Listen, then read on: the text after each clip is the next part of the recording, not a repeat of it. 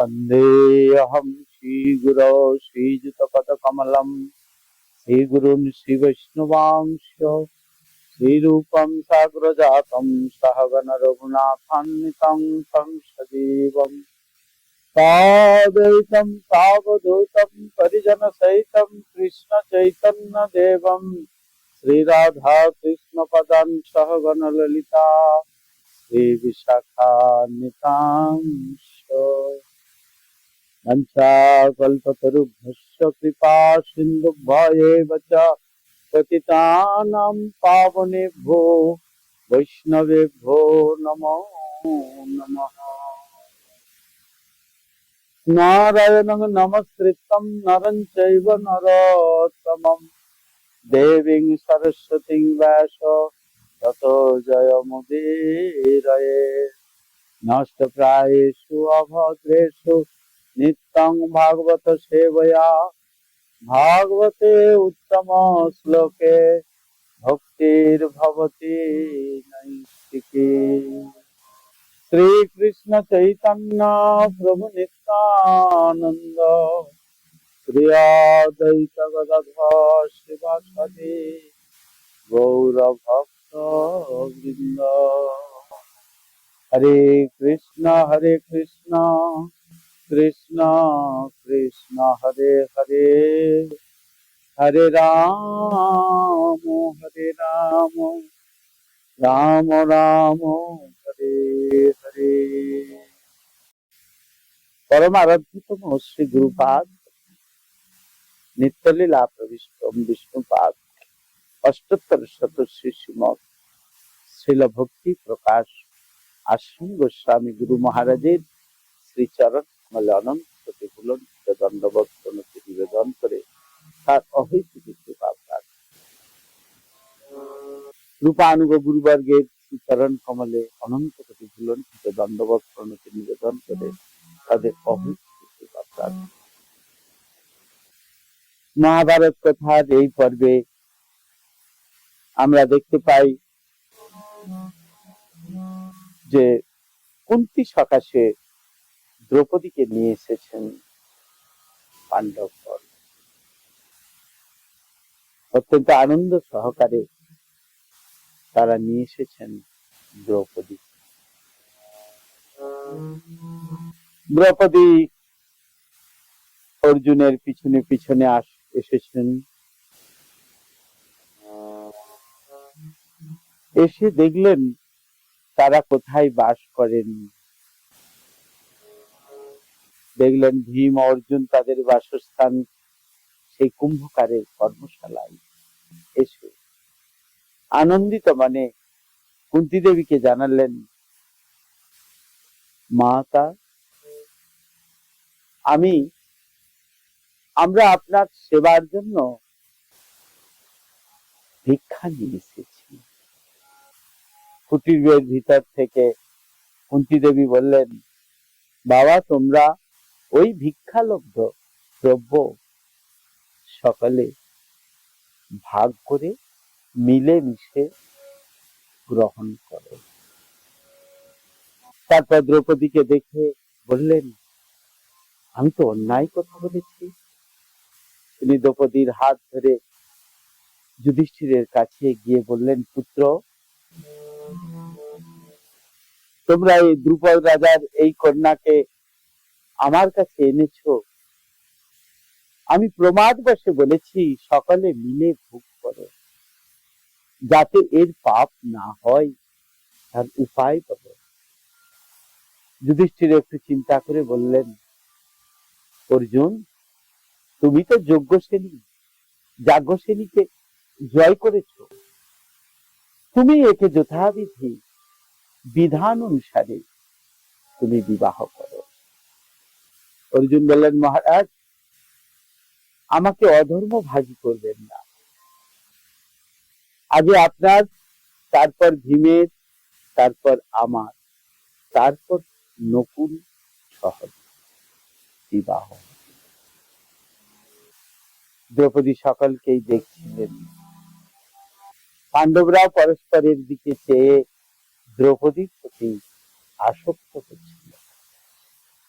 যুধিষ্ঠির ভ্রাতাদের মনোভাব বুঝলেন, তিনি ব্যাসদেবের কথা স্মরণ করেন। ভ্রাতাদের মধ্যে পাছে ভেদ হয়ে যায় সেই ভয়ে বললেন, ঠিক আছে, ইনি আমাদের সকলেরই ভার্যা হবেন। এমন সময় কৃষ্ণ বলরাম সেখানে এসে উপস্থিত হলেন। যুধিষ্ঠির ও পিতৃশ্বসা কুন্তী দেবীকে দর্শন করে তার পাদ বন্দনা করলেন, করে বললেন, আমি কৃষ্ণ, আর তিনি হলেন আমার জ্যেষ্ঠ ভ্রাতা বলরাম। কুশল প্রশ্নের পর মহারাজ যুধিষ্ঠির বললেন, আমরা এখানে গোপনে বাস করছি বাসুদেব, তোমরা জানলে কি করে? কৃষ্ণ সহাস্যে বললেন, মহারাজ, অগ্নি যদিও গোপনেও থাকে তবুও তা প্রকাশ পায়।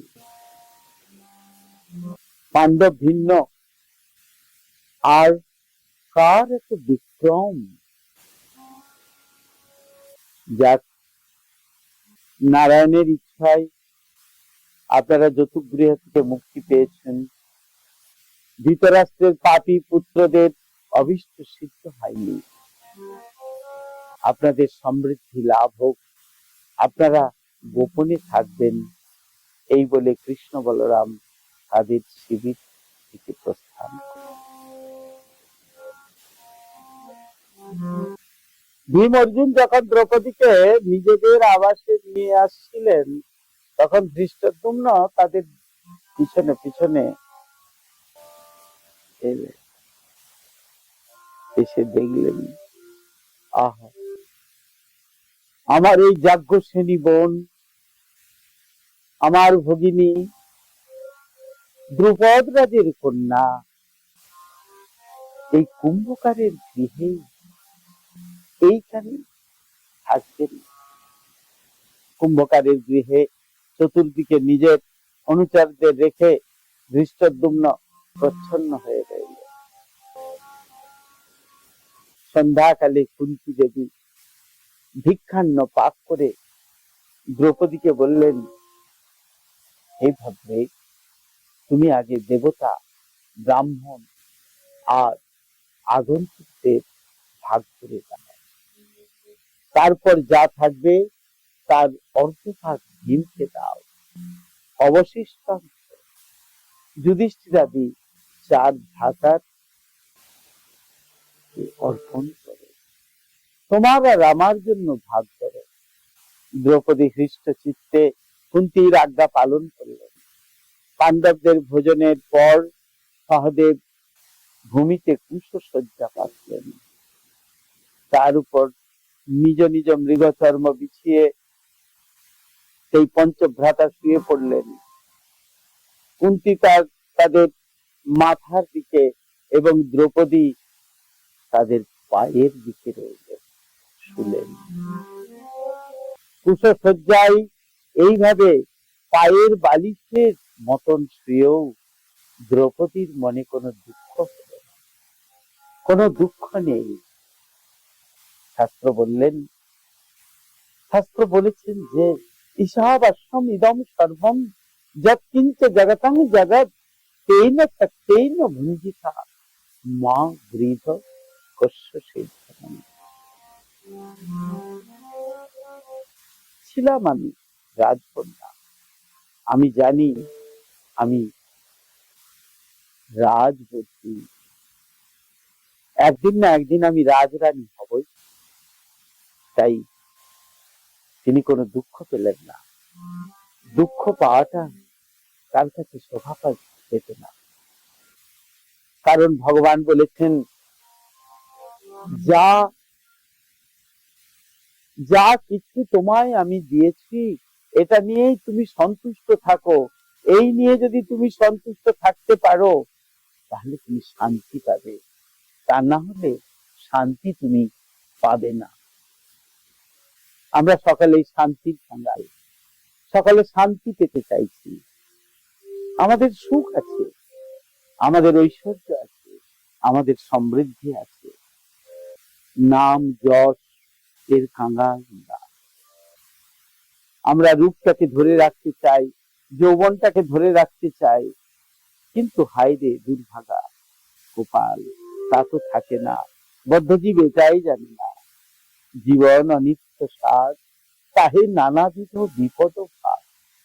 তাই নামাশ্রয় করি যতনে তুমি, থাকো হো আপন কাজে।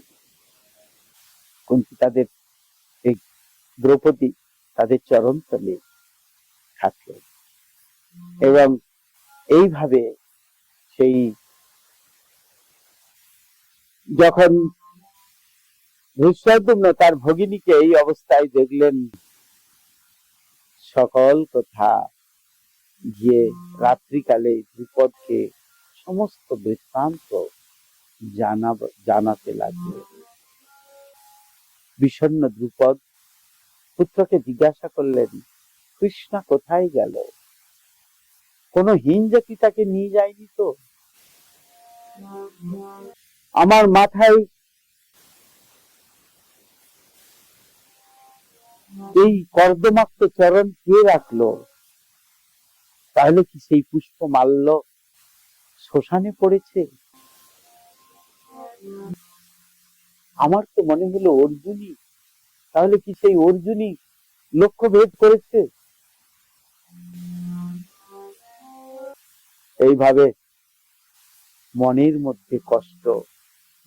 মধ্যে কষ্ট দেখে সেই মহারাজ দ্রুপদ রাত্রি কাটালেন। ধৃষ্টদ্যুম্ন যা যা দেখেছিলেন সেই দ্রুপদকে জানিয়েছিলেন। সেই পঞ্চবীরের কথা শুনে মনে হয় তারা নিশ্চয়ই ক্ষত্রিয়। আমাদের আশা পূর্ণ হয়েছে, কারণ শুনেছি পাণ্ডবরা অগ্নিদাহ থেকে মুক্তি পেয়েছে। আর মহারাজ দ্রুপদ অত্যন্ত আনন্দিত হয়ে তার পুরোহিতকে পাণ্ডবদের কাছে পাঠিয়ে দিলেন। যুধিষ্ঠির পুরোহিত গিয়ে বললেন, রাজা পাণ্ডু দ্রুপদের প্রিয় সখা ছিলেন, তাই দ্রুপদের ইচ্ছা তার কন্যা পাণ্ডুর পুত্রবধূ হন। অর্জুন তাকে ধর্ম অনুসারে বিবাহ করবে। যুধিষ্ঠিরের আজ্ঞায় ভীম পাদ্য অর্ঘ্য দিয়ে পুরোহিতকে সম্বর্ধনা জানালে।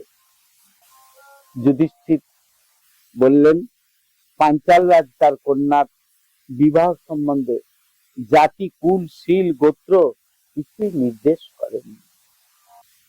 তাই তার পণ অনুসারে এই বীর লক্ষ্য ভেদ করে কৃষ্ণকে জয় করেছে। অনুতাপের কোনো কারণ নেই, তার যা ইচ্ছা তাই পূর্ণ। আর সর্বোপরি বাসুদেবের যা ইচ্ছা, কৃষ্ণের যা ইচ্ছা তাই পূর্ণ। তাই আমরা এই জড় জগতে কাঠের পুতুলের মতো, কাঠের পুতুলকে যেমন ভাবে নাচাই, যিনি মালিক সেই পুতুলের যেমন ভাবে নাচান, ঠিক সেই রকম ভাবে আমরা নাচি। তাই আজ মহারাজ দ্রুপদের ইচ্ছা পূর্ণ হয়েছে। এমন সময় দ্রুপদের একজন দূত এসে বললেন, রাজা দ্রুপদ তার কন্যার বিবাহ উপলক্ষে বরপক্ষীয়গণকে ভোজন করাতে চান, অন্ন প্রস্তুত আছে।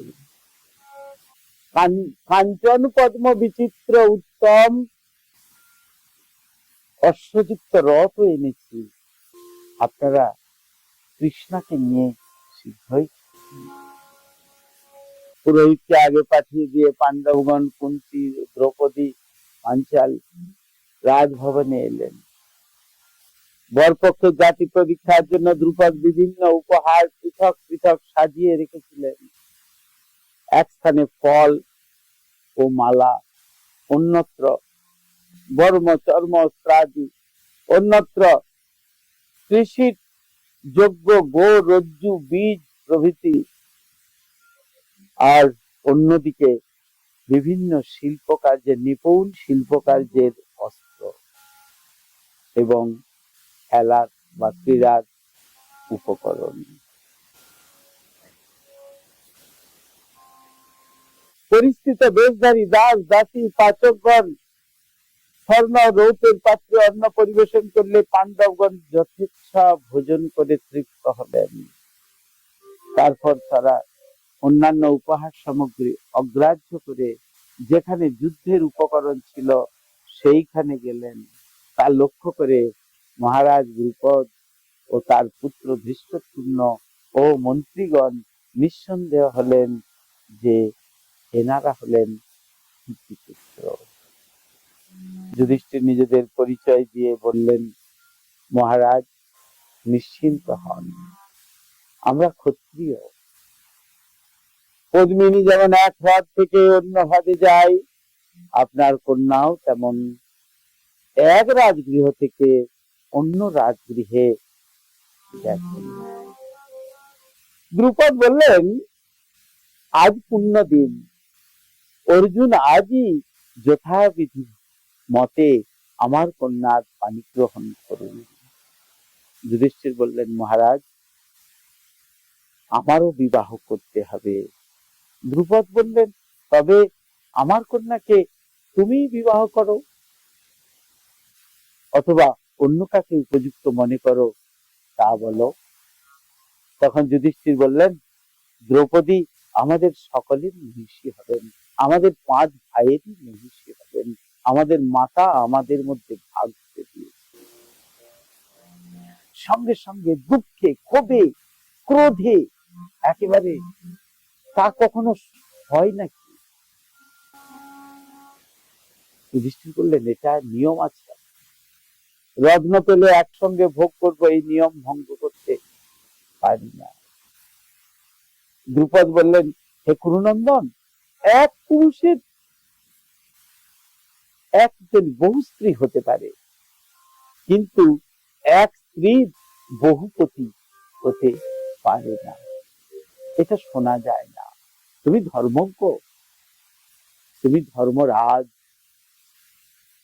তোমার স্বভাব পবিত্র, তোমার চরিত্র পবিত্র, এমন বেদ বিরুদ্ধ লোক বিরুদ্ধ কার্যে তোমার মতি হলো কেন? যুধিষ্ঠির উত্তর দিলেন, ধর্ম অতি সূক্ষ্ম, তার গতি কার্যে গতি আমরা বুঝি না, তার গতি কার্য আমরা বুঝি না। প্রাচীনকালে এরকম বহু উদাহরণ আছে। যুধিষ্ঠির, কুন্তী, ধৃষ্টদ্যুম্ন প্রকৃতি মিলে বিবাহ সম্বন্ধে বিতর্ক করতে লাগলেন দ্রুপদের। এমন সময় ব্যাসদেব সেখানে উপস্থিত হলেন। ব্যাসদেব এসে উপস্থিত হলে ব্যাসদেব বললেন যে, ধৃষ্টদ্যুম্ন বললেন, সদাচারী জ্যেষ্ঠ ভ্রাতা কি করে কনিষ্ঠ ভ্রাতার ভার্যা হবে? তার সেই ভার্যা কনিষ্ঠ ভ্রাতার ভার্যার উপগত হবেন? যুধিষ্ঠির বললেন, পুরাণে শুনেছি যে গৌতম বংশীরা জটিলা নামে 7 জন ঋষির পত্নী ছিলেন, গৌতম বংশীয় ব্রাহ্মণদের। তারা 7 ভাই ছিলেন, সেই 7 জনই ঋষি ছিলেন এবং 7 জন ঋষির পত্নী ছিলেন। মুনিকন্যা বাকির 10 পতি ছিল, তাদের সকলের নাম ছিল প্রচেতা। মাতা সকল গুরুর শ্রেষ্ঠ। তিনি যখন বলেছেন, তোমরা সকলে মিলে ভোগ করো, তোমরা সকলে মিলে মিশে ভাগ করে নাও, তখন তার আজ্ঞা পালন করাই আমাদের ধর্ম। কুন্তী দেবী বললেন, একথা সত্য, আমি মিথ্যাকে অত্যন্ত ভয় করি, কি করে মিথ্যা থেকে মুক্তি পাবো? ক্রন্দন করতে লাগলো। ব্যাসদেব বললেন, কুন্তী, তুমি মিথ্যা থেকে মুক্তি পাবে। পাঞ্চাল রাজ যুধিষ্ঠির যা বলেছেন তাই সনাতন ধর্ম। সনাতন ধর্ম যদিও সকলের পক্ষে নয়, সনাতন ধর্মের এই নিয়মগুলি, এই বলে ব্যাস দ্রুপদের হাত ধরে অন্য এক গৃহে নিয়ে চলে গেলেন দ্রুপদকে। ব্যাসদেবের সাথে মহারাজ দ্রুপদ গেলেন। দ্রুপদ গেলে দ্রুপদকে বললেন, একটি উপাখ্যান বললেন। উপাখ্যানটি খুব সুন্দর। দ্রৌপদী কে ছিলেন অ্যাকচুয়ালি? যদিও দ্রৌপদী পুরাকালে, আমরা এর আগে বলেছি, দ্রৌপদী আগের জন্মে তিনি তপস্যা করে 5 বার সর্বগুণান্বিত করতে চেয়েছিলেন। কিন্তু আরেকটি কথা খুব সুন্দর ভাবে বর্ণনা আছে। এই 5 জন তারা সকলে একজনই। এনারা 5 জন আলাদা আলাদা মূর্তি ধারণ করেছেন, কিন্তু সেই একজনই এসে যায়। আসো কথা বলি। পুরাকালে দেবতারা নৈমিষারণ্যে এক যজ্ঞ করেন, আর সেই যজ্ঞের পুরোহিত ছিলেন স্বয়ং যমরাজ। যমরাজ যজ্ঞে নিযুক্ত থাকায় মনুষ্যগণ মৃত্যুহীন হয়ে বৃদ্ধি পেতে লাগলো।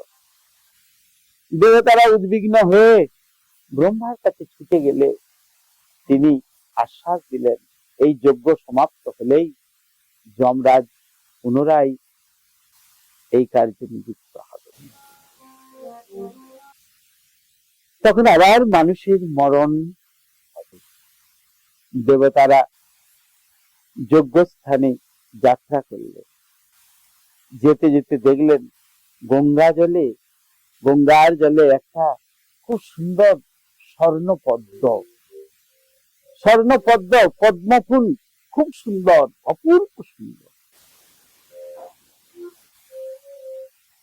দেবরাজ ইন্দ্র সেই পদ্মফুল নিতে গিয়ে দেখলেন যে এক অনলক প্রভা রমণী গঙ্গার গভীর জলে নেমে কাঁদছেন।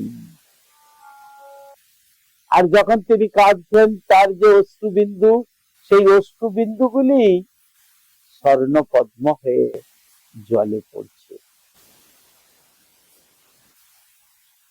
এই রোদনের কারণ জিজ্ঞাসা করলে সেই রমণী ইন্দ্রকে বললেন, আমার পিছনে পিছনে আসুন। কিছুদূর গিয়ে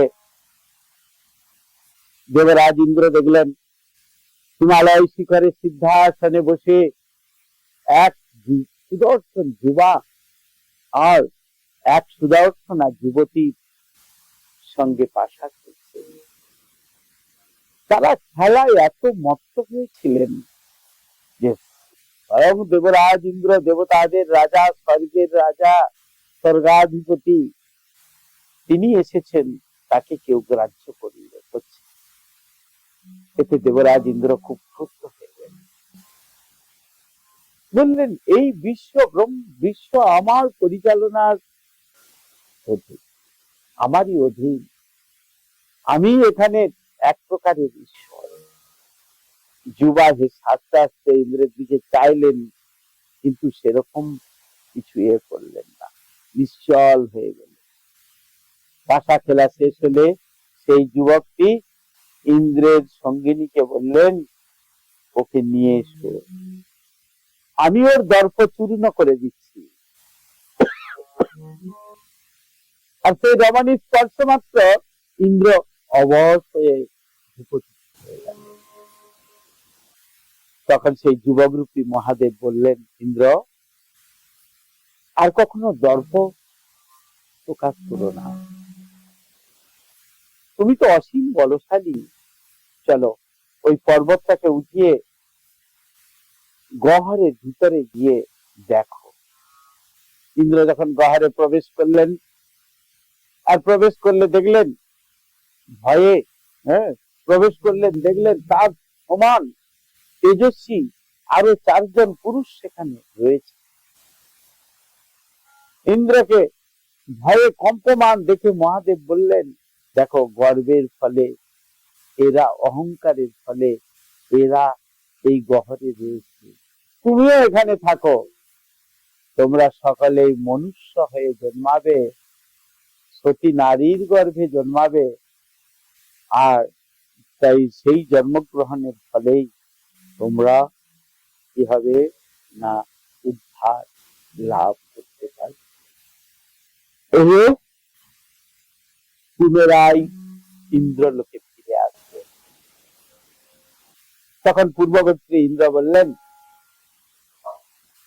যে ধর্ম, বায়ু, ইন্দ্র ও অশ্বিনীদ্বয় আমাদের মানুষের গর্ভে উৎপাদন করবেন।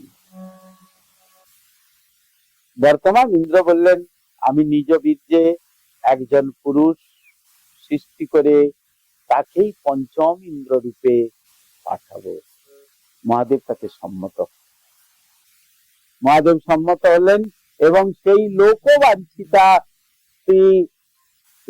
রূপিণী রমণীকে মনুষ্য লোকে তাদের ভার্যা হবার জন্য আদেশ। এই উপাখ্যান শেষ করে ব্যাসদেব দ্রুপদকে বললেন, মহারাজ, সেই 5 ইন্দ্রই এই 5 জন পাণ্ডব রূপে জন্মেছে, তাই তাদের ভার্যা রূপে নির্দিষ্টা সেই লক্ষ্মী রূপিণী রমণী হলো দ্রৌপদী। তাই আমি আপনাকে দিব্য চক্ষু দিচ্ছি, আপনি দর্শন। সেই পাণ্ডবদের পূর্বমূর্তি দেখুন। পাণ্ডবদের পূর্বমূর্তি দেখতে লাগলেন দ্রুপদ। দেখলেন সূর্য তুল্য প্রভাবান অনল দিব্য রূপ ধারী, তাদের বক্ষ বিশাল, সেই দীর্ঘ দেহ দীর্ঘ, মস্তকে স্বর্ণ কিরীট ও দিব্য মাল্য, দেবতার সর্বলক্ষণ চিনতে পারলেন এবং সেই তিনি বিস্মিত হলেন দ্রুপদ এবং প্রণাম করলেন। আর ব্যাস এই ঋষিকন্যার কথা বললেন, যাকে মহাদেব বর দিয়েছিলেন যে তোমার পঞ্চপতি হবে, সেই যে পূর্বের ঋষিকন্যা, এই ইনি। ব্যাসদেব আরো বললেন, মানুষের পক্ষে এইরূপ বিবাহ বিহিত নয়, কিন্তু এনারা হলেন দেবতার অবতার, এনারা হলেন সেই স্বর্গের দেবতার। তাই এনাদের মহাদেবের ইচ্ছায় দ্রৌপদী পঞ্চপাণ্ডবের পত্নী হতে পারবেন, কোনো অসুবিধা নাই, শাস্ত্র যা বলেছেন। তাই তারপর যুধিষ্ঠির আদি স্নান মাঙ্গলিক কার্য সেরে বেশভূষায় সজ্জিত হয়ে পুরোহিত ধৌমের সঙ্গে বিবাহ সভায় এলেন। যথা নিয়মে অগ্নিতে আহুতি দেবার পর যুধিষ্ঠির দ্রৌপদীর পানি গ্রহণ করলেন। পরবর্তী 4 দিনে একে একে অন্য ভ্রাতাদেরও বিবাহ সম্পন্ন হলো এবং বিবাহ সম্পন্ন হলে প্রত্যেকবার পুনর্বিবাহের পূর্বে ব্রহ্মর্ষি ব্যাস দ্রৌপদীকে এই অলৌকিক বাক্য বলতে লাগলেন যে তুমি আবার কুমারী হও, তুমি আবার কুমারী হও।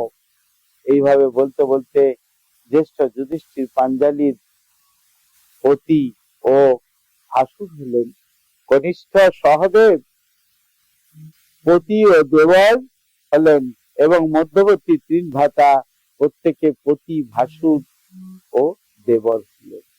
পাণ্ডবদের সঙ্গে মিলন হওয়ায় দ্রুপদ সমস্ত ভয় থেকে মুক্তি লাভ করলেন। কুন্তী তার পুত্রবধূকে আশীর্বাদ করলেন, তার পতিদের আদরিণী, পতিব্রতা ও বীর পুত্র প্রসবিনী হও।